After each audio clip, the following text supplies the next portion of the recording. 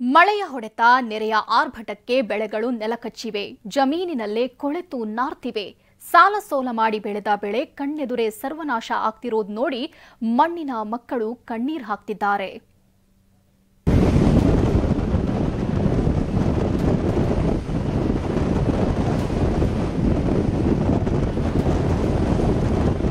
ಕಣ್ಣಾಯಿಸಿದಷ್ಟು ದೂರ ಜಲರಾಶಿ, ಸಿಕ್ಕ ಕಡೆ ನುಗ್ತಿರೋ ನೀರು, ಹಳ್ಳ ಕೊಳ್ಳಗಳ ನೀರು ಹೊಲಗದ್ದೆಗಳನ್ನ ಆವರಿಸಿದೆ.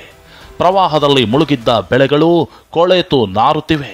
ಕೈಗೆ ಬಂದ ತುತ್ತು ಬಾಯಿಗೆ ಬಾರದೆ ನೇಗಿಲ ಯೋಗಿ ನರಳುತ್ತಿದ್ದಾನೆ. ಮಳೆ ಹೊಡೆತ, ಬೆಳೆಗಳು ನಾಶ, ಅನ್ನದಾತ ಕಂಗಾಲು. ಕಲಬುರಗಿಯಲ್ಲಿ ಕಬ್ಬು ತೊಗರಿ ಬೆಳೆ ಹಾನಿ ಭೀತಿ. ತೆಲಂಗಾಣದಲ್ಲಿ ಸುರಿಯುತ್ತಿರೋ ಮಳೆಯ ಎಫೆಕ್ಟ್ ಕಲ್ಯಾಣ ಕರ್ನಾಟಕಕ್ಕೂ ತಟ್ಟಿದೆ. ರಾಯಚೂರು ತಾಲೂಕಿನ ಗುಂಜಹಳ್ಳಿಯಲ್ಲಿ ಕೆರೆ ನೀರು ಜಮೀನುಗಳಿಗೆ ನುಗ್ಗಿದೆ. ಹತ್ತಿ, ತೊಗರಿ, ಭತ್ತ ಸೇರಿ 106 ಎಕರೆ ಬೆಳೆ ಹಾನಿಯಾಗಿದೆ. ನಾನು ರಾಯಚೂರು ತಾಲೂಕಿನ ಗುಂಜಹಳ್ಳಿ ಅಂತಕ್ಕಂಥ ಗ್ರಾಮದಲ್ಲಿದ್ದೀನಿ.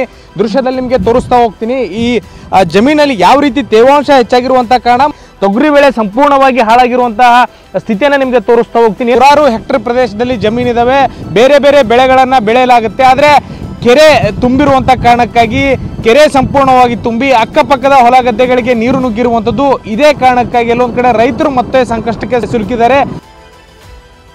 ಇನ್ನು ಕಲಬುರಗಿಯ ಸೇಡಂ, ಚಿತ್ತಾಪುರ, ಚಿಂಚೋಳಿ ತಾಲೂಕಿನಲ್ಲಿ ಅತಿ ಹೆಚ್ಚು ಮಳೆಯಾಗಿದೆ. ಜಿಲ್ಲೆಯಲ್ಲಿ 6 ಲಕ್ಷ ಹೆಕ್ಟೇರ್ ಪ್ರದೇಶದಲ್ಲಿ ತೊಗರಿ, 50,000 ಹೆಕ್ಟೇರ್ ಪ್ರದೇಶದಲ್ಲಿ ಕಬ್ಬು ಬೆಳೆಯಲಾಗಿದೆ. ಫಸಲು ಕೈಗೆ ಬರುವ ಹೊತ್ತಲ್ಲಿ ಬೆಳೆ ಜಲಾವೃತವಾಗಿದೆ.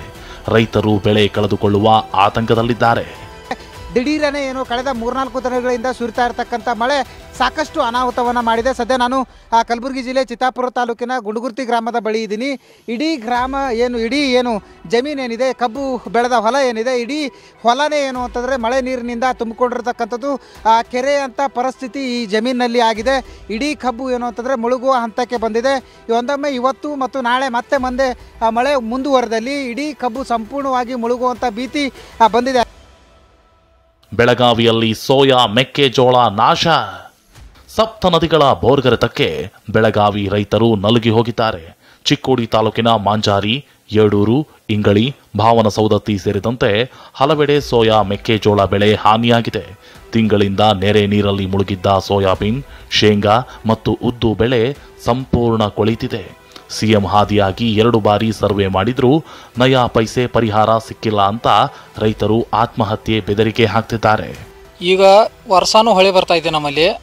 ಈಗ ಸದ್ಯದಲ್ಲಿ ನೋಡ್ತಾ ಇದ್ದೀರಿ ನೀವು, ಹಿಂದೆ ಆತನ ಕಿತ್ತು ನಾವು ಮುಂದೆ ಮತ್ತೆ ಬೆಳೆ ಮಾಡಬೇಕಾದ್ರೆ ನಮ್ಮ ಮತ್ತೆ 50,000 ರಿಂದ 60,000 ಖರ್ಚಿದೆ ನಮಗೆ. 2 ಕಿಬ್ಬೆ ಬಂದು ಸರ್ವೆ ಮಾಡ್ಕೊಂತಾದ್ರು, ಆದ್ರೂ ಏನು ಬೆಳೆ ಪರಿಹಾರನೂ ಸಿಕ್ಕಿಲ್ಲ ನಮಗೆ. ತುಂಗಭದ್ರಾ ಡ್ಯಾಂಗೆ ಜೀವಕಳೆ, ರೈತರಲ್ಲಿ ಹರ್ಷ. ಕೊಪ್ಪಳ ತಾಲೂಕಿನ ಮುನಿರಾಬಾದ್ ಬಳಿ ಇರೋ ತುಂಗಭದ್ರಾ ಜಲಾಶಯಕ್ಕೆ ಮತ್ತೆ ಜೀವಕಳೆ ಬಂದಿದೆ. 19ನೇ ಕ್ರೆಸ್ಟ್ ಗೇಟ್ ಕೊಚ್ಚಿ ಹೋಗಿ ಬರಿದಾಗಿದ್ದ ಜಲಾಶಯ ಮತ್ತೆ ಮೈದುಂಬಿದೆ. ಡ್ಯಾಂ ಭರ್ತಿಗೆ 5 ಅಡಿ ಬಾಕಿ ಇದೆ. 30,000 ಕ್ಯೂಸೆಕ್ ನೀರು ಒಳಹರಿವಿದ್ದು ಇನ್ನೆರಡು ದಿನದಲ್ಲಿ ಜಲಾಶಯ ಸಂಪೂರ್ಣ ಭರ್ತಿಯಾಗುವ ಸಾಧ್ಯತೆ ಇದೆ. ರೈತರಲ್ಲಿ ಹಬ್ಬದ ಸಂಭ್ರಮ ಮನೆ ಮಾಡಿದೆ. Bureau report, TV9.